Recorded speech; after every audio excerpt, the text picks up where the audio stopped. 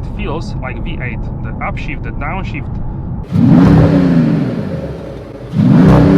Hello guys, Ivan here and welcome to new video. So today we are here in the new 2025 Mercedes-AMG E53 Hybrid. This is much more usable in terms of EV range. Also the size, car is much bigger and really I would say even the design is much better, much more improved than the previous one, exterior wise and also interior wise.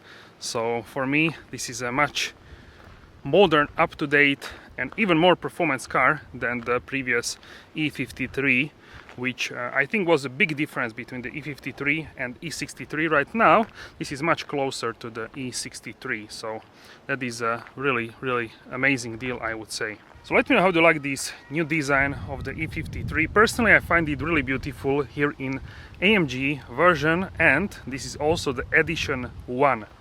So this is the version which in first year of the production you can order, and it is like a huge package. So unlike some other AMGs, we don't have any downsizing here. So here is the well-known 3.0 liter 6-cylinder inline engine, but this is revised as in the CLE 53, and we have more power and responsiveness. Everything is more basically tuned up to get you better power and response. So the engine alone produces 449 horsepower, and then we add to it 163 horsepower electric motor, 120 kilowatt, which is basically located between the engine and transmission. It's like built into the transmission. So this is helping with the weight saving, and in the boot we can actually have the batteries which are under in the boot floor. We will check this as well. And because of this we have actually the combined system output 585 horsepower, and with the race start 612 horsepower. So really crazy numbers, we can say, like the previous E63S sedan or wagon in that matter. So these are really great numbers. Of course the performance is of course not as good as for the 63 previous, because here we have a 6-cylinder hybrid, but nonetheless it is really close. So we will check the drive as well. So let me know your thoughts in the comment section down below. The quoted 0 to 100 km per hour, 62 miles per hour, is actually 4.1 seconds for the E-State and 4 seconds for the sedan, but with the race start we are looking at 3.8 seconds for the sedan, and I believe 3.9 seconds for the E-State. So it's a 1/10 basically slower because of a little bit added weight in comparison with the sedan. So the engine is mated to AMG SpeedShift TCT 9G torque converter, a really popular transmission, really smooth and also responsive. Not as much as of course MCT, but pretty well, I would say. So in terms of the batteries we are getting 21.22 kilowatt hour in terms of the size of usable capacity, and that's much more than in e-performance versions, and that is basically the reason why we actually have this range, which is quoted 101 kilometers. In reality it shows me around 87, 88 kilometers. Maybe I could do like 90, 91, these kind of numbers. So basically it really depends how you are driving, but this is what kind of numbers am I getting, which is really groundbreaking for the AMG. And this together with the GLE 53 are basically the cars which are getting this amount of the electric range, which is great because you can have a much more usable car on daily basis.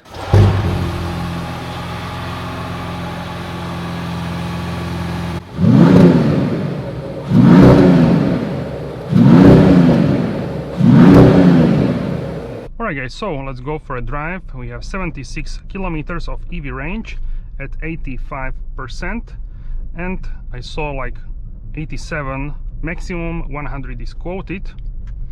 So we will try first in electric mode and then we will go try different modes. So I've been driving this car and it's really surprised me in many ways. Also in terms of the price. So this is electric in terms of the acceleration. So it's not slow for sure. So in daily driving this is plenty of power, I would say, for what you actually need. This from 0 to speed limit like 50 km/h. It's really fast, and of course it takes a little bit more from 50 to 100, but the response is immediate with this electric drive. So that is truly great for daily driving. You can coast, you can do recuperation, you can set what kind of recuperation do you want, low or automatic or maximum, and then you can basically play with these as well. I often use, almost always, the CarPlay, either with most of the time with the Waze. Sometimes I use Apple or Google Maps. So I have to tell you that I like this super screen and also the central screen in particular.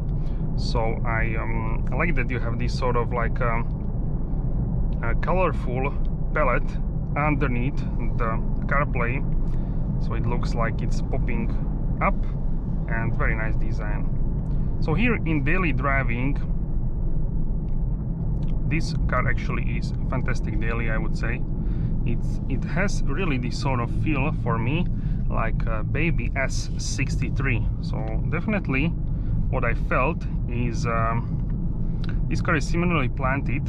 So this car is planted on a similar level than the S63, and mainly that would be because this is also plug-in hybrid, which has a weight which essentially pushes down onto the rear axle, and the rear axle presses onto the, so the weight of the plug-in hybrid presses onto the rear axle. This of course helps with the we can say with the traction, so the rear wheels have more grip. Also check out, the car is now driving itself with the full assistance system package. It steers, it can brake, it can accelerate, all kinds of stuff. And the range, this we can say 90 km, just under 60 miles, like 55 miles, is I would say really great range. You can do many drives, and you can recharge this basically in 22-25 minutes if you do fast charging DC, 60 kilowatts. I tried it and it works like that. So I would even say you can drive 90 km, then recharge. You can go to like a fuel station, a shopping mall, etc. You can recharge in 20 minutes. You can basically recharge 10 minutes, and in 10 minutes you can get around 40 kilometers, like 28 miles or so. So it's really fast. Even 5 minutes can give you a nice couple of like 20 kilometers.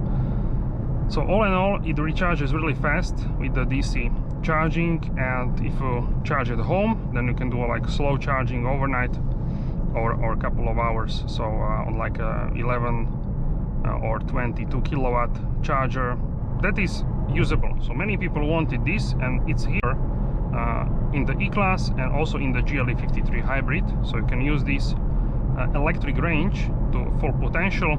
You can use public charging infrastructure. You can see in the navigation menu and also on the app where are the free charging stations, how many plugs are actually free. You can see everything online with this. And this car can also change, let's try this. This car can also change the speeds automatically, active distance assist, adopt speed limit, route based speed adjustment we don't really need. So yes, now it's back to 100 km/h, 62 miles per hour, which is the speed limit here on these countryside roads. And yeah, the suspension, I would say, here we have the adaptive suspension, of course. So when I was talking about the S63, I was talking about the steering input and overall behavior of the suspension of the wheels. I felt like it's a really baby S63. So for this price, I would say it's a fantastic deal, because this car actually starts a little bit over 100k euros. in Europe with the VAT, and it's even less than the C63. So this, I think it's a crazy offer. So you get more electric range, the price is lower, and the car is bigger, it's more luxurious, it's quieter, it's more spacious, it's more safe because it's a bigger, more passive safety. So everything is better apart from like crazy performance capabilities, which the C63 has better than this car. Of course, it's faster, and also I would say would be much more the setup is much more performance oriented than here in the E53. But do you really need this amount, like craziness, in your day-to-day life? Isn't this the better options for most of the people? I would say yes. And also you have a 6-cylinder engine, which many people love. So that's why I think this is, for many people,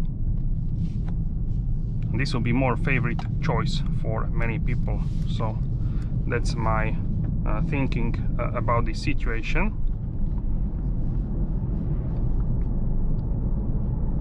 The acceleration is really smooth with this hybrid, so I really like the behavior in plug-in hybrid mode.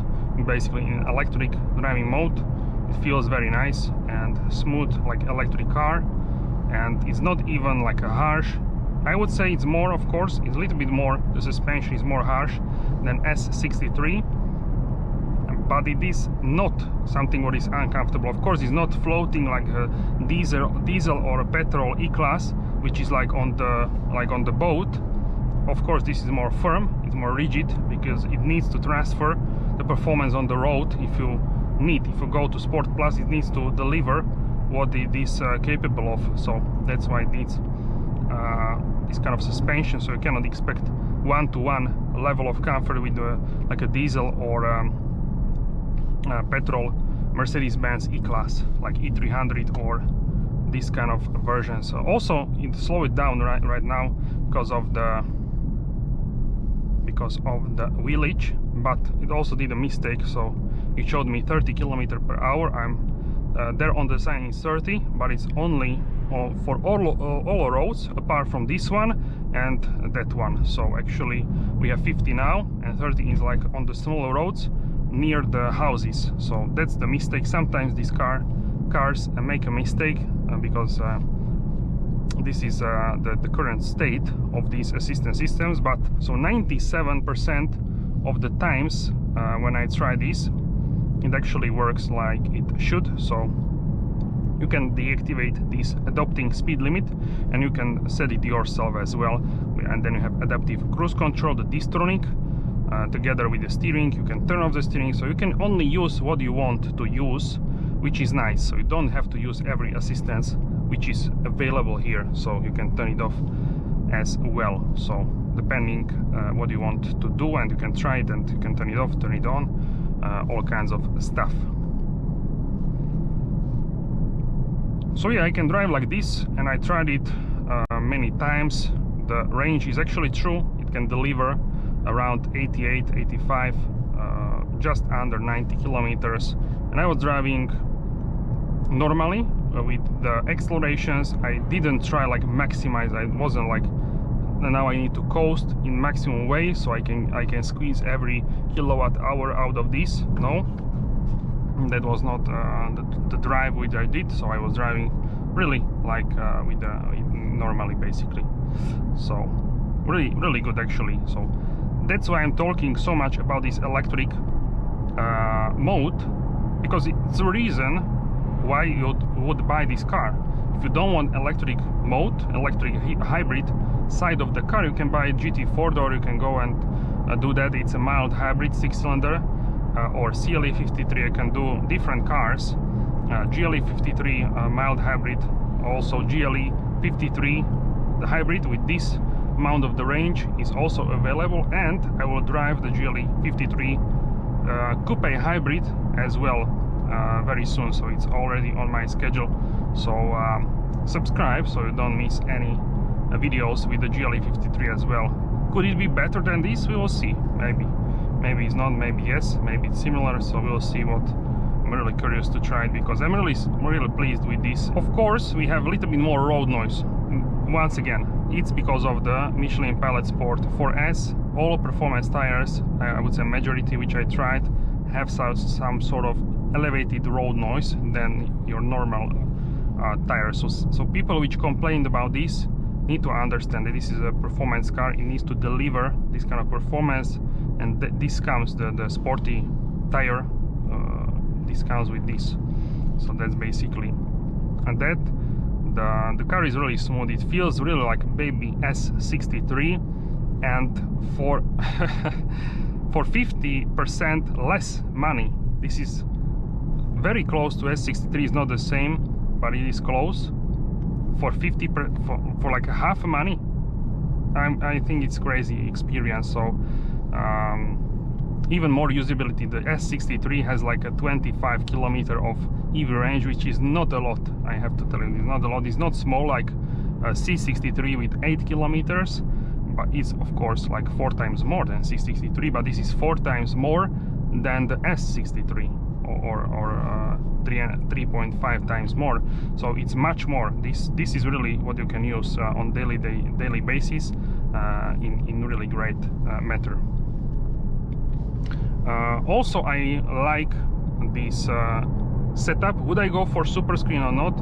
That's the question which I'm not sure, as I was talking in the stationary segment. So I would probably go without the super screen, so I can get the carbon fiber, but I also like this setup with the screensaver. Really depends if I would need to use often the screen for the passenger. So yeah, that's that. The brakes also feel nice. I didn't push this car to the limit.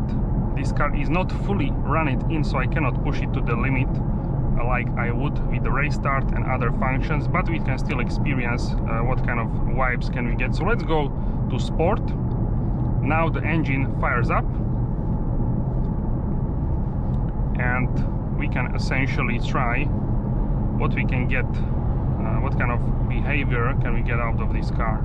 So when I was in the parking garage, I really had the feeling that this is really like a 63, like a V8 engine. That the noise which this car made was really close to the even S63, even like other V8 models by AMG.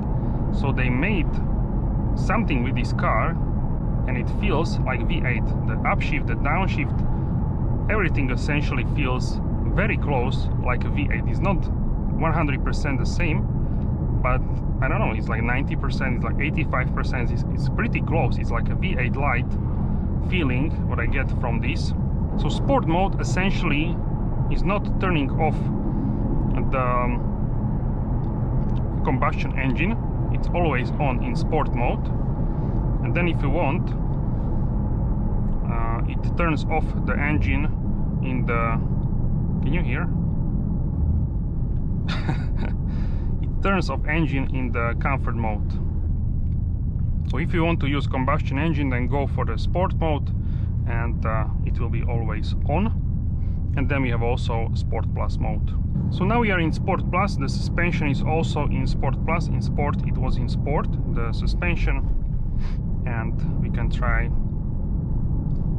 this right now.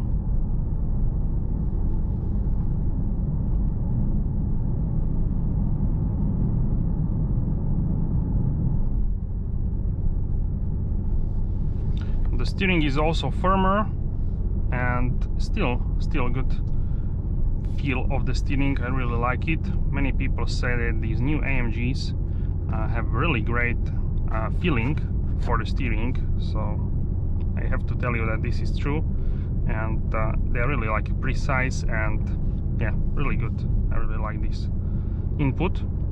Also the accelerator pedals, the brake, everything feels very good, I would say. So now the suspension, of course, is a little bit more rigid, and you can feel the difference between the modes. Check out here, the downshift is like a V8.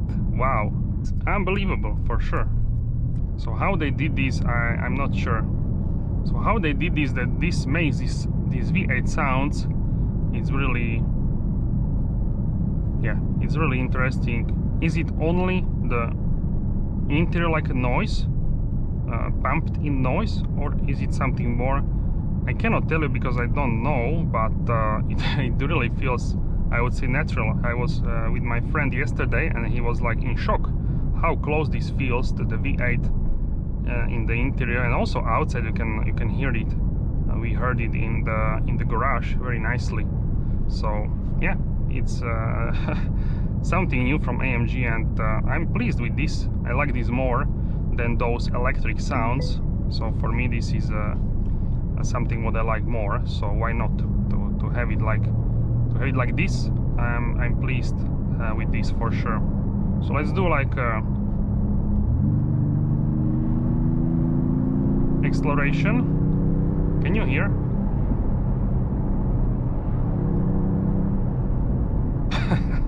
We can do like up to 4,000 RPMs because we are still running in the engine, but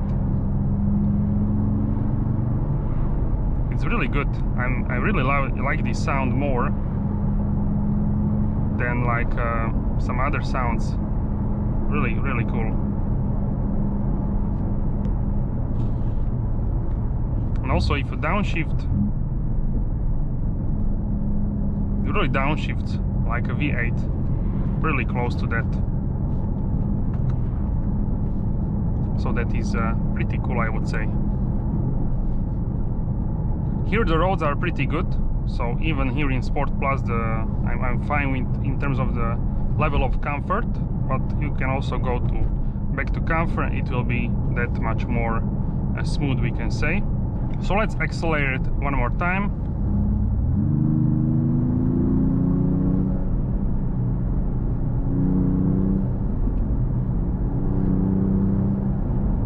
So yeah, I would say it's also like pumped in noise, but I made it really good this time. So I'm really pleased with this. It feels like a V8 light, and why not? It feels good, and I like this more than some other like electronic, like digital sounds. This feels better for me. So it has this grunt like a V8. It's really incredible, this grunt. And also it like pops a little bit in the back.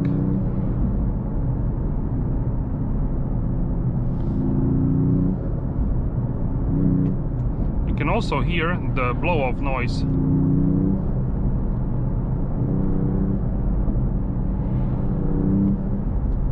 So yeah, pretty cool.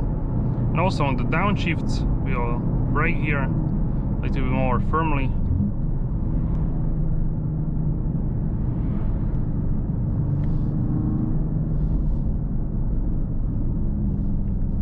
So yes, very satisfied with this.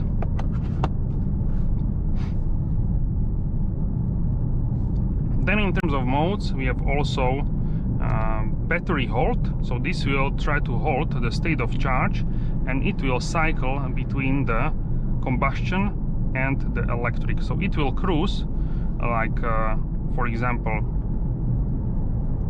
right now it will accelerate on the combustion engine, but then downhill and these kind of sections it will shut off the engine and cruise on electric just a little bit, so it can hold the state of charge to the level at which it was before.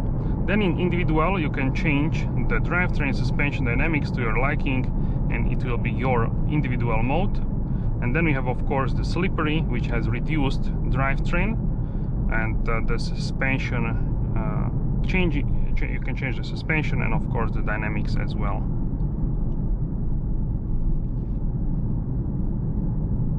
So those are the modes, and with Sport and Sport Plus the engine is always on. Alright guys, so at this speed, constant, we are getting 22.5 kilowatt hours per 100 kilometers, much better than at 130 kilometers per hour. So that is really interesting, and if you want to get better EV range, definitely you have to go slower. That was 69 miles at constant speed. Alright guys, so this is the consumption at 100 km per hour, 62 miles per hour constant speed. we are looking at 7.4 liters per 100 kilometers. Next, at 110.68 miles per hour, we are looking at 8.0 liters per 100 kilometers at constant speed. At 120 km per hour, 75 miles per hour, almost 9 liters, 8.9 liters per 100 kilometers. Alright, 130 km per hour, 81 miles per hour, we are looking at 9.4 liters per 100 kilometers. So a little bit step up from the 120. And some countryside roads, 80-90 km per hour, now 50. We are looking at 6.9 liters per 100 kilometers. And during the countryside only, I got like 6.5 as well. So yeah, pretty good as well. Alright, so we are at 21% and we want to charge as fast as possible. DC will give us 20, but if you toggle here, quick charge, it gives us 59. So let's try what kind of time can we get. Okay, so it shows us it's connected, 21%, and it started to charge basically. Okay, so you can see that we can do full charge to 20 in 20 minutes. So that's very fast actually. So let's try like 50%.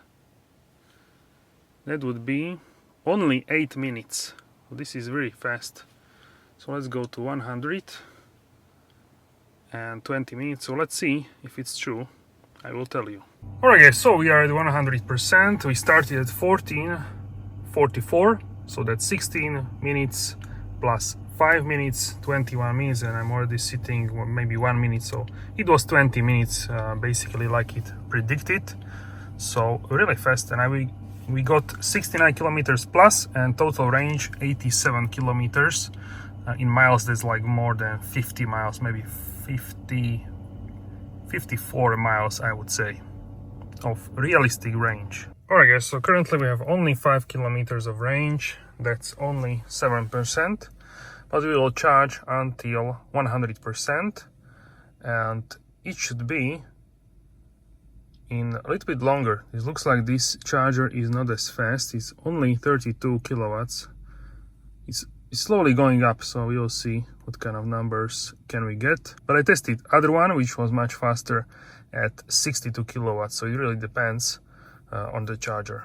Alright, so we finished and we did. Let's turn this off. Okay, so we have 100%, 82 kilometers added, and 87 is the range. You can do a little bit more, a little bit less depending how you drive, and it is now 8 minutes past midnight. So basically it's as it was predicted. We ended at the same time. Check out just here these logos, AMG, very stunning. So yeah, we started at the 40, so 27 minutes basically. So before on charger I did like 20, it was predicted 23, but I didn't finish. So from 23 to 28 minutes, from 0 to 100%. And if you want to leave and you want to start the car, check it out. Charger cable is connected. Unplug, and it says that the cable is connected, so it's like a protection, so you don't basically pull off the cable from the station.